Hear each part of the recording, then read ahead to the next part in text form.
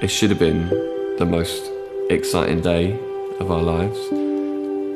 We were pregnant and we were heading into hospital for our first scan. But when we got there, they told us there's a problem. So we've been waiting to have a child for about 10 years, and we suddenly found out that we were pregnant.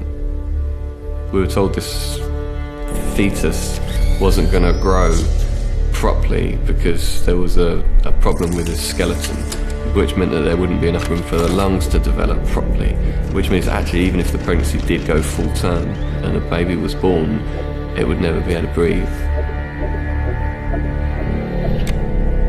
So we just went through months and months of just going back and forth to the hospital and being given bad news, followed by more bad news. We had no answers. We didn't know what was causing the problem, and the doctors weren't able to give us any real clear understanding of why this was happening. We just knew that everything was not as it should be. I guess when you feel that your faith's just not strong enough, it's amazing to have people around you to help you stand. And that was an amazing thing, to see people who would cry with us and laugh with us and encourage us. People to hope for you and have faith for you. So we went for this intervention meeting close to the birth, and we didn't really know what to expect.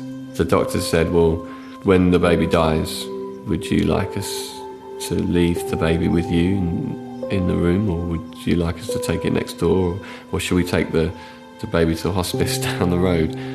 We were just stunned. We were like, well, we don't want any of those things. If the baby was alive when it was born, it wouldn't survive for long. We struggled with our doubt, and we'd seen God heal people in the past. We'd seen him not heal people in the past. We genuinely believed that God could, but the hard things that we didn't know if he would. When these storms in our life come, we can choose to be defined by them, or we can choose joy. Even though we didn't know what was going to happen, we needed to be thankful for what God had given us. And actually, I genuinely believe that it's in the midst of giving thanks that we saw the power of God just move.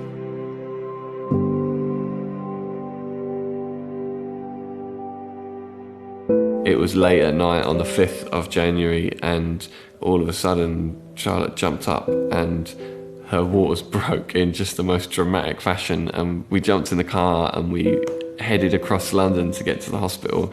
And so we were rushed into theatre, and just minutes before they were going to do the delivery, the consultant called me over again and said, Mr. Williams, you do realise we don't expect this child to live. You know, just constantly managing our expectations, kind of reinforcing to us the severity of the situation. I was just like, come on, let's just do this thing.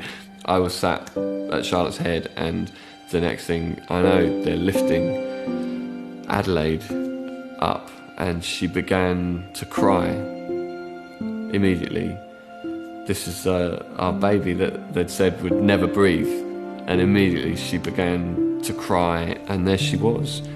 Our little girl was alive and breathing, and I was able to hold her in my arms.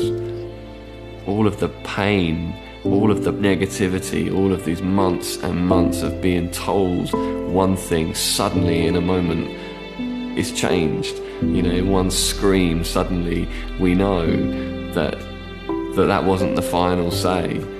Actually, there was more. There was life.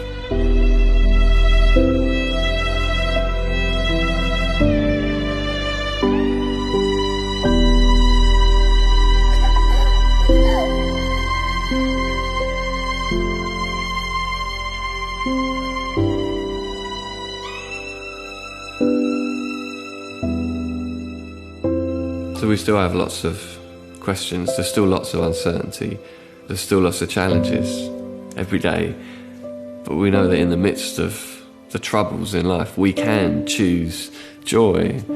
And that's a joy that's not dependent on whether stuff's going well or not. It's a joy and it's a thankfulness that we can know because God is in control and because we trust him that he has the best for us. He loves us.